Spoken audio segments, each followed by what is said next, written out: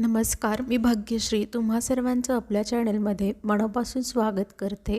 आणि आज आपण खूप सुंदर आणि अगदी सोपी अशी बॅकनेक डिझाईन तयार करणार आहोत. तर त्याकरिता इथे मी बॅकपार्ट कट करून ठेवलेला आहे. ह्याची पूर्ण उंची आहे 15 इंच, शोल्डर आहेत 5.5 इंच, आर्म होल म्हणजेच मुंडा आहे 6 इंच, छाती आलेली आहे 9.5 इंच आणि येथे कंबर बॅकडाट मिळून ती देखील आलेली आहे 9.5 इंच. आता इथे आपण आपल्या गळ्याची मार्किंग करूयात. येथे माझे रेडी शोल्डर 2 इंच हवेत म्हणून मी अर्धा इंच मार्जिनचा घेऊन 2.5 इंचावरती एक मार्क करते. त्यानंतर जी गळ्याची उंची आहे ती मी येथे 11.5 घेते आणि जी खालची गळ्याची रुंदी आहे ती येथे मी 2.5 इंच घेऊन व्हिडिओमध्ये दाखविल्याप्रमाणे तुम्हाला एक बॉक्स तयार करून घ्यायचा आहे. त्यानंतर आता इथे आपल्याला आपल्या गळ्याची डिझाईन ड्रॉ करायची आहे. तर सगळ्यात अगोदर इथे तुम्हाला वरच्या बाजूने खालच्या साईडला 3 इंच घेऊन अशा पद्धतीने एक सरळ लाईन ड्रॉ करून घ्यायची आहे. त्यानंतर त्याच बॉक्समध्ये तुम्हाला व्यवस्थितरित्या व्हिडिओमध्ये दाखविल्याप्रमाणे गळ्याचा आपण ज्या पद्धतीने गोलाकार ड्रॉ करून घेतो ना, सेम त्याच पद्धतीने इथे देखील ड्रॉ करून घ्यायचा आहे. त्यानंतर हा जो आपला खालचा बॉक्स दिसतोय ना, तेथे तुम्हाला व्हिडिओमध्ये दाखविल्याप्रमाणे सगळ्यात अगोदर एक तिरकी लाईन ड्रॉ करून घ्या आणि मग खालच्या बाजूला थोडासा गोलवा आकार ड्रॉ करून घ्या. इथे तुम्हाला तो ठळकपणे दिसून यावा याकरिता मी त्याला थोडंसं डार्क करून घेते. इथे बघा, मी आपल्या बॉक्सच्या बाहेरच्या साईडला 1 इंच जास्तीचं घेऊन मग आपल्या गळ्याच्या डिझाईनचा आकार ड्रॉ करून घेतलेला आहे.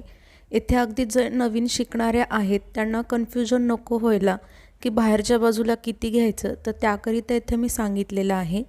त्यानंतर इथे तुम्हाला कॅनव्हास पेपर घेऊन अगदी त्याला मधोमध फोल्ड करून घ्या आणि ही जी कॅनव्हास पेपरची फोल्डिंगची साईड आहे ती हे जी आपली अस्तरची फोल्डिंगची साईड आहे ना, दोघांनाही एकमेकांवरती फोल्डिंगची साईड मॅच करत हाताने असं थोडंसं थापून घ्यायचं आहे, जेणेकरून जी आपली गळ्याची डिझाईन होती ती यावरती देखील उमटून येईल. इथे मे बी तुम्हाला ती लाईटमुळे ठळकपणे दिसून येत नसेल, तर त्याकरिता इथे मी स्केच पेनने त्याला थोडंसं डार्क करून घेतलेलं आहे. त्यानंतर आता आपल्याला हा जो आपला मूळ गळ्याचा आकार होता ना, बरोबर त्याच्याच बाजूला 1 ते 1.5 इंच घेऊन व्हिडिओमध्ये दाखविल्याप्रमाणे आणखीन एक सेम तसाच गळ्याचा आकार ड्रॉ करून घ्यायचा आहे. तेथे जो रेड कलरचा आकार दिसतो ना, तो मी ड्रॉ करून घेतलेला आहे. आता इथे तुम्हाला व्हिडिओमध्ये दाखविल्याप्रमाणे हा जो आपण बाहेरचा आकार आखून घेतला होता ना, जेथे तुम्ही 1 ते 1.5 इंच घेऊन त्याच आकाराला व्हिडिओमध्ये दाखविल्याप्रमाणे अगदी व्यवस्थितरित्या कट करून घ्यायचा आहे. आणि येथे बघा, व्हिडिओ जर तुम्ही काळजीपूर्वक पाहत असाल तर तुमच्या एक गोष्ट लक्षात येईल. मी त्याच्या मध्यावरती बॉल पॉईंट पिन्स लावून पिन्सने सिक्युअर करून घेतलं होतं, जेणेकरून जेव्हा आपण याचा गळा कट करू तेव्हा आपल्या गळ्याचा आकार इकडे तिकडे हलणार नाही. त्यानंतर ही जी आहे ती कॅनव्हास पेपरची शाईनवाली साईड म्हणजे चमकणारी बाजू आहे, तिला या अस्तरच्या खालच्या बाजूला ठेवून हा जो कॅनव्हास पेपरचा सेंटर आहे तो आणि अस्तरचा सेंटर आहे, दोघांनाही वरचा आणि खालचा सेंटर व्यवस्थित मॅच करत प्रेस करून घ्यायचं आहे. तर इथे तुम्ही पाहू शकता, मी तुम्हाला सांगितल्याप्रमाणेच याला प्रेस करून घेतलेलं आहे. त्यानंतर येथे मी अस्तर आणि ब्लाऊज घेऊन दोघांनाही अशा पद्धतीने राईट साईडवर राईट साईड म्हणजेच बरोबरीच्या बाजूवर बरोबरीची बाजू ठेवून घेतलेली आहे. त्यानंतर आता इथे आपल्याला व्हिडिओमध्ये दाखविल्याप्रमाणे ही जी आपली सेंटर लाईन म्हणजेच मध्य लाईन होती ना, तिला व्यवस्थितरित्या अगदी शेवटपर्यंत सरळ स्टिच करून घ्यायचं आहे. मध्य लाईनला सरळ स्टिच करून घेतल्यानंतर आता इथे आपल्याला सुईला आतल्याच बाजूला ठेवून घेऊन फक्त आपला हा जो ब्लाऊज पीस आहे त्याला टर्न करून घ्यायचा आहे. त्याला टर्न करून घेतल्यानंतर येथे आपला जसा गळ्याचा आकार दिसतोय ना, त्याच आकारात अगदी व्यवस्थितरित्या व्हिडिओमध्ये दाखविल्याप्रमाणे तुम्हाला इथे स्टिच करून घ्यायचं आहे. इथे तुम्हाला जास्ती काहीच करायचं नाही आहे, फक्त जसं आपण गळ्याचा आकार ड्रॉ करून घेतलेला आहे ना, त्याच आकारावरती व्यवस्थितरित्या याला स्टिच करून घ्यायचं आहे. त्यानंतर संपूर्ण गळ्याच्या आतील बाजूस थोडंसं एक्स्ट्रा कापड ठेवून संपूर्ण गळ्याची व्हिडिओमध्ये दाखविल्याप्रमाणे कटिंग कंप्लीट करून घ्यायची आहे. आता आपण हे जे एक्स्ट्रा कापड सोडलं होतं ना, त्याचवरती छोटे छोटे कट्स आपल्याला संपूर्ण गळ्याभोवती देऊन घ्यायचे आहेत. त्यानंतर हे जे अस्तर दिसतंय ना, त्याला आतील बाजूस म्हणजेच रॉंग साईडला व्हिडिओमध्ये दाखविल्याप्रमाणे अगदी व्यवस्थितरित्या पलटी करून घ्यायचे आहे. इथे मी तुम्हाला सांगितल्याप्रमाणेच अस्तरला आतील बाजूस म्हणजेच रॉंग साईडला पलटी करून घेतल्यानंतर आता इथे आपल्याला संपूर्ण गळ्याभोवती दाबटीप देऊन घ्यायचे आहे. म्हणजेच इथे जसा आपला गळ्याचा आकार दिसतोय त्याच आकारात पुन्हा एकदा आपल्याला संपूर्ण गळ्याला स्टिच करून घ्यायचा आहे. इथे तुम्हाला जास्ती काहीच करायचं नाही आहे. जसा आपला गळ्याचा आकार दिसतोय त्याच आकाराला स्टिच करून घ्यायचा आहे. त्यानंतर आता हे जे अस्तर दिसतंय ना, त्यावरती मी हा जो आहे तो फॅब्रिक ग्लू आहे आणि त्याला अस्तरच्या चारही बाजूने लावून घेऊन हे जे आपलं मेन फॅब्रिक दिसतंय ना, त्याला यावरती मी स्टिक करून घेणार आहे. तुम्हाला जर हवं असेल तर नॉर्मली आपण ज्या पद्धतीने अस्तर आणि मेन फॅब्रिक एकमेकांना चारही बाजूने स्टिच करून घेतो ती देखील पद्धत तुम्ही येथे वापरू शकता. त्यानंतर हे जे एक्स्ट्रा कापड दिसतंय ना, त्याला देखील तुम्हाला इथे कट करून घ्यायचं आहे. तुम्ही जर येथे अस्तर आणि मेन फॅब्रिक एकमेकांना स्टिच केलं असेल तेव्हा देखील जे जास्तीचं कापड उरतं त्याला देखील येथे तुम्हाला कट करून घ्यायचं आहे.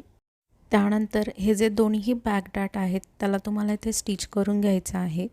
इथे मी तुम्हाला हा एकच बॅक डाट स्टिच करून दाखवते आहे. सेम याच पद्धतीने तुम्हाला दुसरा देखील बॅक डाट स्टिच करून रेडी करायचा आहे. त्यानंतर आता इथे मी कमरेच्या बाजूला अर्धा इंच मार्जिन घेऊन कमरपट्टीला कमरेच्या साईडला सरळ स्टिच करून घेते आहे. येथे तुम्हाला जास्ती काहीच करायचं नाही आहे. आपण नॉर्मली ज्या पद्धतीने कमरेच्या बाजूला कमरपट्टीला सरळ स्टिच करून घेतो सेम त्याच पद्धतीने येथे देखील तुम्हाला कमरपट्टीला शेवटपर्यंत सरळ स्टिच करून घ्यायचं आहे. त्यानंतर इथे मी डिझाईन तयार करण्यासाठी 1.5 इंच रुंदीची आणि लांबीला तुम्हाला जितकी हवी आहे तितकी लांबच घ्या. तर ही जी त्याची एक बाजू आहे त्याला आतील बाजूस दुमडून नंतर त्यावरची समोरील बाजू त्यावरती ठेवून घेऊन पुन्हा त्याला अगदी मधोमध व्हिडिओमध्ये दाखविल्याप्रमाणे फोल्ड करून मग येथे स्टिच करून घ्यायचं आहे. मी तुम्हाला पुन्हा एकदा सांगते, या बाजूने त्याला फोल्ड करून त्याच्या समोरच्या बाजूला त्या बाजूवरती ठेवून घेऊन पुन्हा एकदा त्याला अगदी मधोमध फोल्ड करून घ्यायचं आहे आणि मग त्याच्या सेंटरवरती त्याला स्टिच करून घ्यायचं आहे. इथे मी तुम्हाला सांगितल्याप्रमाणेच या स्ट्रिपला फोल्ड करून घेऊन मग त्याच्या कडेला अगदी व्यवस्थितरित्या शेवटपर्यंत स्टिच करून घ्यायचं आहे.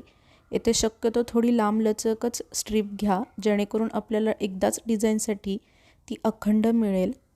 त्यानंतर इथे काय करायचं, आपल्याला 2-2 इंच घ्यायचं आहे आणि 2-2 इंचावरती स्ट्रिप आपल्याला इथे कट करून घ्यायचं आहेत. इथे एक गोष्ट लक्षात ठेवा, 2च इंचच घेऊन आपल्याला इथे स्ट्रिप कट करून घ्यायच्या आहेत.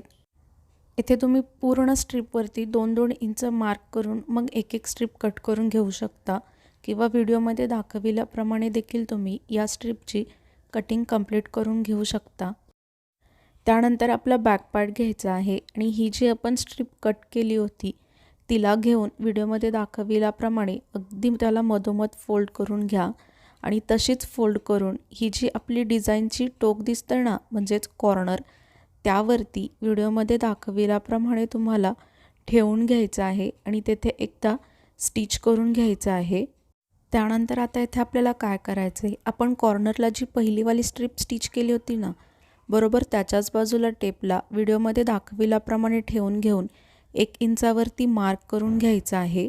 त्यानंतर त्याच मार्कवरती जी आपण दुसरी स्ट्रिप रेडी केली होती ना, तिला घेऊन तिला देखील अगदी मधोमध फोल्ड करूनच या मार्कवरती ठेवून घेऊन तिला देखील पहिल्या स्ट्रिपसारखंच स्टिच करून घ्यायचं आहे. त्यानंतर इथे तुम्हाला सेम हीच प्रोसेस फॉलो करायची आहे.